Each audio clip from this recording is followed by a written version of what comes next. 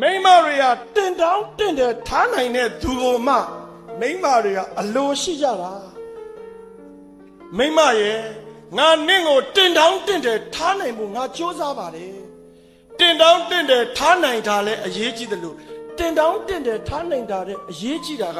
နင့်ကိုငါအမြဲတမ်းဘာပဲလုပ်လို့ဦးစားပေးတယ်လေဦးစားပေးခြင်းဟာတင်တောင်းတင်တယ်ထားခြင်းတဲ့အရေးကြီးတယ်ဆိုတာအင်ရှင်မတွေမသိတာတော့တော်တော်မိုင်မဲတယ်ကွယ်ဟုတ်တယ်ဒီလိုပါပဲအင်ရှင်မတော်တော်များများစိန်တွေ